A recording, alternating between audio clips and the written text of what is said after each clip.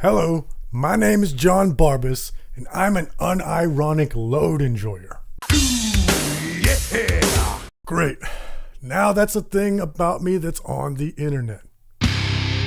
Welcome, metalheads. I'm the host of Heavy Metal Philosophy and writer for Metal Digest, John Barbas. Make sure you stick around to the end of the episode for this week's riff of the week. Now, in past episodes of the Philosophy of Metallica series, I've broken down each song one by one, mainly focusing on the lyrics, but this time I want to do it a little bit different. I mean, do I really want to do philosophical analysis of songs like Ain't My Bitch or Fixer with 3 X's?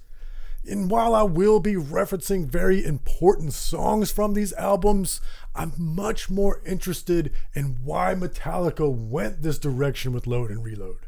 And I do have a few theories to share with you. First of all, as always, I like to think about these albums in the historical context that they were recorded in.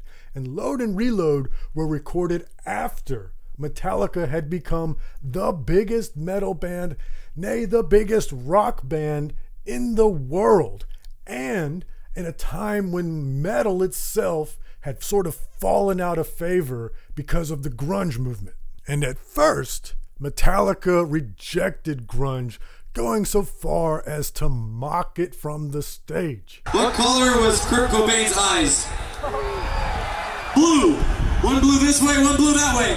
But when more musically progressive bands like Alice in Chains started to blow up, I think that really changed Metallica's mind about grunge. I have always had mixed feelings about him, especially in the early days when Nevermind broke and so on. I couldn't quite hear it, what the whole thing was about. It took me a while to figure out what they were about, but there was all this negative thing in the press where he was saying about how he couldn't deal with it and how, he couldn't deal with the success and all this. And I kind of got pissed off at that because if you can't deal with it, then get out, get out of the way. But then I think over the last couple of years, I kind of understood that this was maybe the one guy out of all these people, the so-called alternative whole thing, that maybe was really, really true about what he was saying and really had a hard time dealing with all the stuff that was going on around him. And I kind of, in the last, I'd say, year, really started actually appreciating him and respecting him.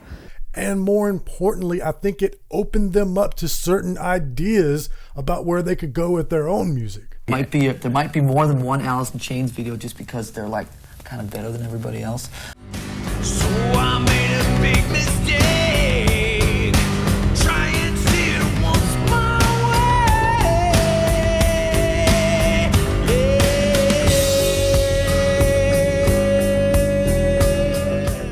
You can hear Alice in Chains influences all over Load and Reload. And it may not be a direct influence. I don't think that the band went into the studio thinking, we want to sound like Alice in Chains. Maybe both bands have the same historical influences, Black Sabbath. And so the end result is the same when Metallica felt free to be not just a thrash band. Just listen to The House That Jack Built.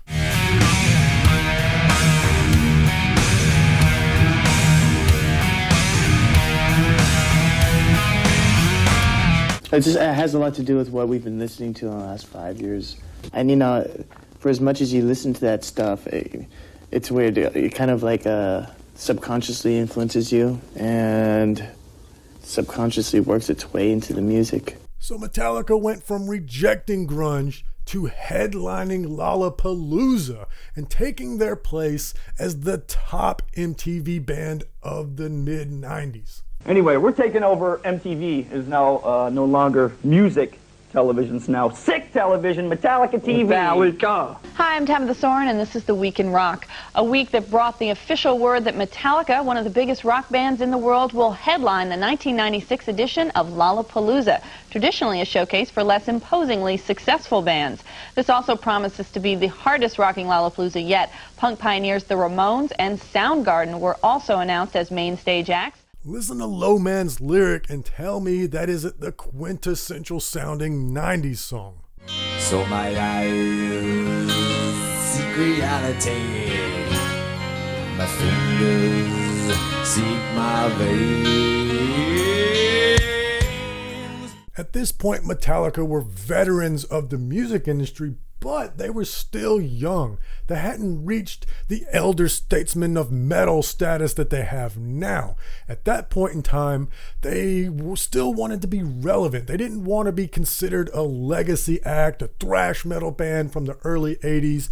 They wanted to be just as important in 1996 as they were in 1988 or 1991. I think we do fit in because I think we have always been going against mainstream stuff. I think when the mainstream came to us, it was very clear that they came to us. But it's not just about chasing trends. They were also afraid. They were running away from a behemoth. The most important thing was not to make the Black Album Part 2. And as soon as we'd written, I'd say the first minute and a half of the first song, I knew that we weren't going to make the Black Album Part 2, and I was really happy. It's just Metallica interpreting something else. Well, there's real music fans and then just fans that have heard Sandman on the radio. The Black Album was and still is the biggest metal album of all time. It sat on the Billboard 200 charts for over 9 years. The only albums that stayed on longer were Dark Side of the Moon and Carole King's Tapestry. Everybody, even your non-metalhead friends, owned a copy of the Black Album.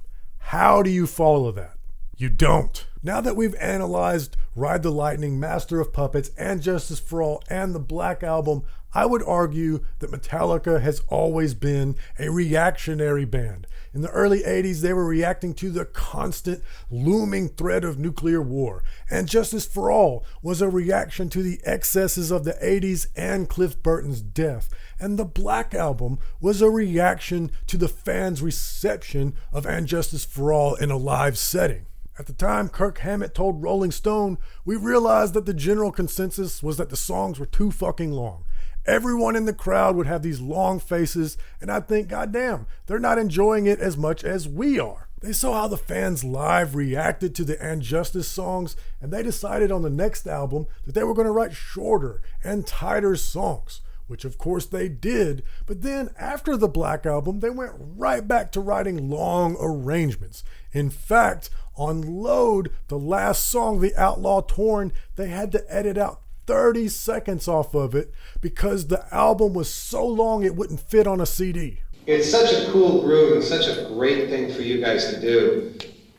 It'd just be great if it wasn't kind of, it was just a little shorter. Why don't we write such long fucking songs? When I hear Lars talk about we can whip anything into decent shape, I agree. We did that on Load and Reload. Yeah. And by the way, The Outlaw Torn is one of my favorite Metallica songs ever. We'll cover how Metallica reacted to Load and Reload on the follow-up album to that in the next episode on this series. But another reaction that I want to talk about, the reaction to the Black Album that James and Lars had, is they didn't want that rigid perfection, and more importantly, the fighting it took to achieve what they achieved on the Black Album. We've nearly killed each other and everybody around us when we made records before, and I think we all felt that we wanted to try and see if we could come out of this somewhat alive. We said to Bob, we'd really like to still try and make this record sound closer to what we sound like live and a little looser. And Bob said, if that's what you really want, you and James are going to have to take a step back and let the other guys come up and be more part of it to get that whole band thing going in the music, you know what I mean, like we do live. When I listened to some of the earlier records, I mean, and Justice for All record, the name of the band should have been the Ulrich Hetfield Project. I mean, there's, it's just the two of us. There's a drum kit and a rhythm guitar and some vocals. And the occasional guitar solo. Guest solos bought from Kirk Hammett. And so as a consequence, Jason and Kirk got way more input on these two albums than they did in the past. And in my opinion, Load and Reload is Kirk's absolute peak, his best lead guitar work on any album. Even the songs that I don't like as much, like 2x4, the solos are just still so well composed and exciting. Then you take the songs I love, like Outlaw Torn and Bleeding Me and Hero of the Day, you can literally sing the solo to Hero of the Day. Yeah, it might have been his earlier work that inspired me and made me want to learn how to play lead, but to me, this is the pinnacle. And Jason's input on these records made Metallica have a legitimate rhythm section. These two albums are easily the grooviest records in their entire catalog. A lot of these songs are rock boogies, they just have a lot of distortion. James and Lars kind of brought down this guard a little bit that they had on their, protected music kind of thing, whereas, they're going to put the name Metallica on there, so it's got to be just so. Finally got this more mutual respect happening, and those guys, like, opening up to Kirk and I and letting us really go for it on our instruments and do different things, and in turn, help them do the same thing. Once that we built the foundations, first time that Metallica's done drums and then bass, building the rhythm section, and then doing like all the other bands have done forever or whatever. It's always been guitar and drums in the beginning. Right. This time we set this foundation with the regular groove thing, so he was able to get a lot looser on his guitar. It's not so, cut and dried, chop, chop, and then Kirk played rhythm guitar for the first time on a Metallica album.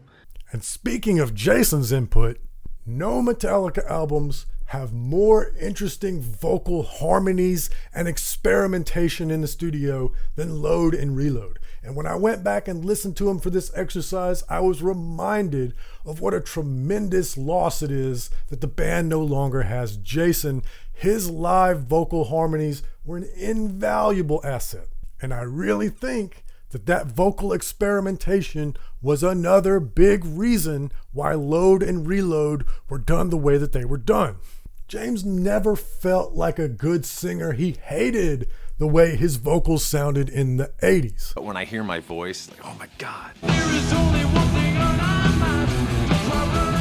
I was like 19 years old, and I think I've matured a little bit since then, maybe a little bit. When did you start singing? Well, no. Finally? No. I kind of hear it. It's like the fourth album, right? Yeah, kind of, yeah. Blackened is the end. Winter it will send. Where do you consider it happening? I think the Black Album. Won't see what might have been. He didn't really start to become the Hetfield we all know and love until And Justice. And he didn't really become a good singer until the Black Album. And the Black Album gave him confidence. That's where he leveled up. And so I think that he really wanted to flex his newly refined skill set. And the hard rock sort of thing that they did on Load and Reload gave him a more diverse canvas to do that on. Historically, these might have been divisive albums at the time, but I think that they've aged tremendously well. People were upset because this was Metallica at the top of the charts. No doubt, this is what popular rock music sounded like in the mid-90s. But listen to what that sounded like, what pop rock sounded like back then, and compare it to what's popular in rock and metal now. Tell me Load and Reload aren't way better, miles better. It just leads me to the conclusion that the Matrix was right, and the 90s was the peak of our civilization. Which is why the Matrix was redesigned to this, the peak of your civilization. Even the music we argued about was incredible. What do you think? Let me know as the riff of the week plays at the end in the comments or on my social media. And if you want more philosophical analysis of the previous Metallica albums, I've got a whole playlist for you. If you're on YouTube, just click right here. If you're listening audio only, no worries, links in the description. But most importantly, read philosophy, listen to metal. I love you.